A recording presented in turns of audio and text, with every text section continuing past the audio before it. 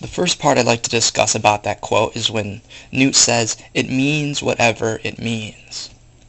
The painting of the cat's cradle is a metaphor for life and the different perspectives we have on it. Now, Newt thinks it means whatever it means, which would suggest that he and many others believe that life has the meaning we give it. When we go on to what Castle says, inside information always helps, this is Vonnegut's way of expressing that knowing the background of something, like the painting of the cat's cradle, or the book itself, or even its author, Kurt Vonnegut, that's what allows us to declare if and what its meaning is. That's why having background sources for this book is so essential, because knowing Vonnegut's background in the story is what allows the reader to take a deeper meaning out of it. Now we can come to the part where Angela says, "I think it's ugly, but I don't know anything about modern art." This makes me think back to Picture of Dorian Gray and how in the preface it says, "Those who find ugly meanings in beautiful things are corrupt without being charming. This is a fault."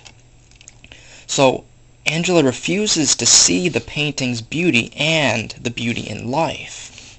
She doesn't know anything about modern art, which means she doesn't understand anything really about what life is and what its meaning can be. And so she's basically playing the part of one of the ignorant or stupid people who doesn't see past the surface, which can be seen in Oscar Wilde's Picture of Dorian Gray and readily throughout Cat's Cradle. Now, regarding to this, when Julian Castle throws Newt's painting into the waterfall, he's addressing something about the meaningless or the futility of searching for purpose in life.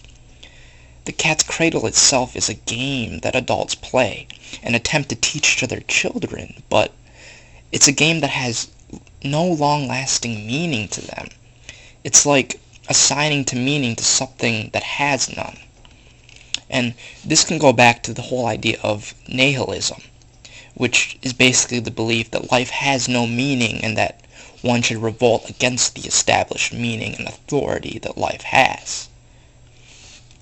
And now, if we go back to the very end of the book with the quote, "If I were a younger man, I would write a history of human stupidity, and I would climb to the top of Mount McCabe and lie down on the back with my history for a pillow, and I would take from the ground some of the blue-white poison that makes statues of men, and I would make a statue of myself, lying on my back, grinning horribly and thumbing my nose at you-know-who."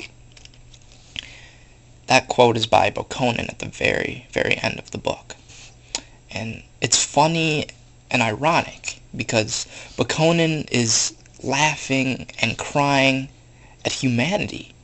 He believes that we have no meaning as a society and that our stupidity is what will ultimately kill us off. That's demonstrated with two important things in Cat's Cradle, the atomic bomb and Ice 9.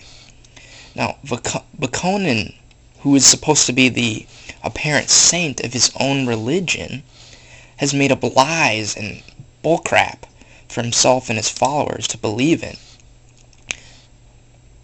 Again, he's attempting to establish meaning where there is none, and he brings up a facade of meaning to life itself. And in terms of science, Honecker creates the atomic bomb out of a childlike curiosity. He's very indifferent and apathetic toward other people, and I think it's his lack of compassion for other people and his surplus of passion for science and discovering truth that results in the demise of the world. And the whole irony of this entire situation is that with all the praise and idolizing of those people who create innovative inventions, that praise for them is out of their own stupidity and their lack of interest in the people who are worshiping them. Alright, I thought that could be helpful for today. Sorry to keep it so long. Over and out.